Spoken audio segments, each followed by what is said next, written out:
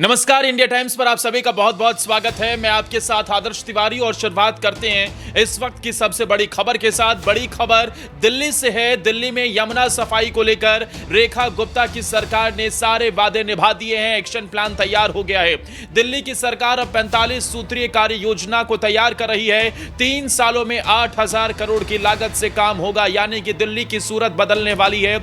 यमुना नदी की सूरत बदलने वाली है और अब साफ स्वच्छ जल यमुना नदी का हो पाएगा। ये बड़ी खबर आपको बता रहे हैं। केजरीवाल ने एक बार फिर से सरेंडर कर दिया है।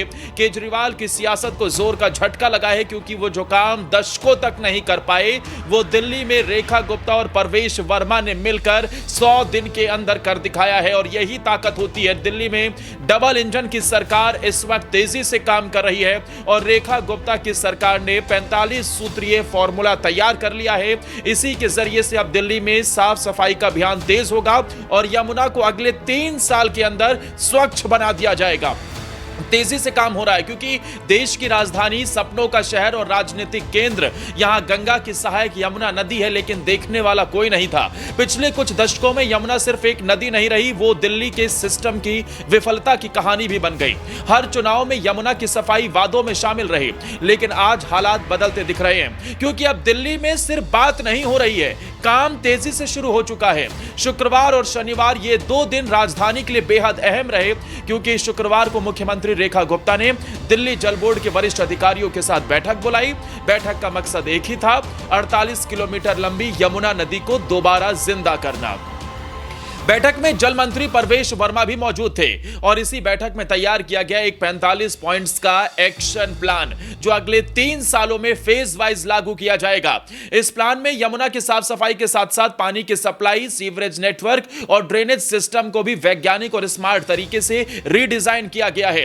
अब बात करें इस योजना के विस्तार से, तो इस एक्शन प्लान का मुख्य उद्देश्य है यमुना में गिरने वाले गंदे पानी को पूरी तरह से ट्रीट करना और हर अनधिकृत कॉलोनी तक सीवरेज सिस्टम पहुंचाना। दिल्ली सरकार ने इस वक्त सबसे बड़ी खबर यही है कि एक्शन प्लान तैयार हो गया है और अब अगले कुछ सालों के अंदर आपको यमुना साफ दिखाई देगी। 45 पॉइंट्स के इस फॉर्मूले में अनधिकृत कॉलोनियों में सीवरेज सिस्टम पहुंचाना सबसे बड़ी चुनौती है, क्योंकि अभी दिल्ली में आप जानकर हैरान हो जाएंगे 1799 अनधिकृत कॉलोनियां हैं, जहां अब तक सीवरेज की व्यवस्था पूरी तरीके से अधूरी है या फिर ना के बराबर थी। सरकार का लक्ष्य है कि दिसंबर 2027 तक इन सभी कॉलोनियों में पाइपलाइन बिछा दी जाए। यह लक्ष्य सिर्फ एक नंबर नहीं है, यह एक विजन है जिससे यमुना का हर कतरा साफ हो सकता है। मुख्यमंत्री रेखा गुप्ता ने इस बैठक में सिर्फ योजना को ही नहीं देखा, उन्होंने वित्तीय स्थिति, साथ ही प्रोग्रेस रिपोर्ट और विभागीय तालमेल की भी समीक्षा की है। उन्होंने साफ निर्देश दे दिया है कि हर विभाग, चाहे वो जल बोर्ड हो, सिंचाई या फिर बाढ़ विभाग हो, एमसीडी हो, डीडीए हो या फिर डीपीसीसी, सभी मिलकर इस योजना पर काम करें। अब बात करते हैं इस योजना के मुख्य घटकों की भी। तो 45 बिंदु योजना के तहत 303 ड्रेनेज सिस्टम्स पर काम शुरू किया गया, जिसकी कुल लागत 8,000 करोड़ रुपए है। इन परियोजनाओं में शामिल है पुराने ड्रेनेज सिस्टम की मरम्मत, जल भराव की समस्या का स्थायी समाधान, नए पंप हाउस की स्थापना और साथ ही वाटर हार्वेस्टिंग की दिशा में एक बेहतर व्यवस्था की जाए। दिल्ली जल बोर्ड को स्पष्ट निर्देश दिए गए हैं कि पुरानी जल और सीवरेज लाइन को चरणबद्ध तरीके से बदला जाए और आने वाले समय में टेक्नोलॉजी का अधिकतम इस्तेमाल करते हुए सिस्टम को मॉडर्न बनाया जाए। दोस्तों, क्या आप भी मानते हैं कि रेखा गुप्ता की सरकार यमुना को साफ कर पाएगी और परवेश वर्मा जो कहते हैं वो करके दिखाते हैं? क्या दिल्ली में लेडी योगी अब सबसे बड़ा वादा निभाने वाली है? आप अपनी राय कमेंट बॉक्स में जरूर दीजिए। हम सब मिलकर क्या यमुना को साफ और स्वच्छ बना पाएंगे?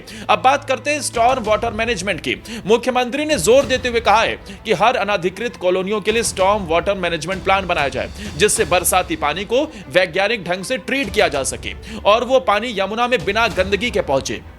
इस प्लान के तहत एमसीडी को जिम्मेदारी दी गई है कि वो कॉलोनी स्तर पर यह प्लान तैयार करे और लागू करे। साथ ही डीपीसीसी और एमसीडी को निर्देश दिए गए हैं कि किसी भी घर का घरेलू गंदा पानी गलती से भी स्टॉर्म ड्रेनेज लाइन में ना जाए। सरकार के अनुसार यह परियोजना सिर्फ यमुना सफाई तक सीमित नहीं है, यह दिल्ली का एक सस्टेनेबल वाटर सिटी में बदलने की नींव है।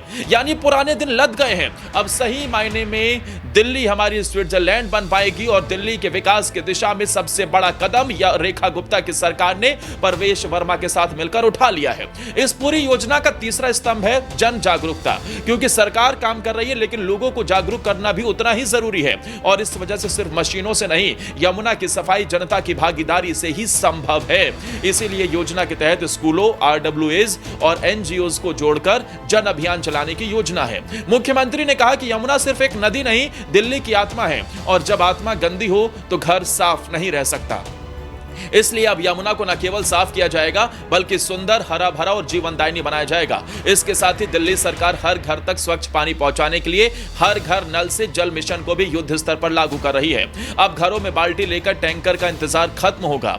जल मंत्री परवेश वर्मा ने भी कहा है कि टैंकर व्यवस्था को पारदर्शी बनाने के लिए जीपीएस ट्रैकिंग सिस्टम और मोबाइल ऐप से मॉनिटरिंग की जा रही है ताकि टैंकरों में होने वाला भ्रष्टाचार रोका जा सके और जनता को समय से पानी मिल सके। इसके अलावा सरकार ने बकाया पानी के बिलों के आसान भुगतान विकल्प और आर्थिक रूप से कमजोर वर्गों के लिए विशेष छूट योजनाएं लाने की भी घोषणा कर दी है। दिल्ली सरकार का यह कदम अब न सिर्फ यमुना की तस्वीर बदल देगा बल्कि दिल्ली वालों की तकदीर भी बदल देगा और अरविंद केजरीवाल की दिल्ली की सियासत से हमेशा के लिए छुट्टी कर देगा। दोस्तों, रेखा गुप्ता की सरकार के इस कदम पर आप क्या कहेंगे? कमेंट कर जरूर बताइए। वीडियो पसंद आई हो तो लाइक और शेयर करें। हमारे चैनल को सब्सक्राइब करना बिल्कुल ना भूलें।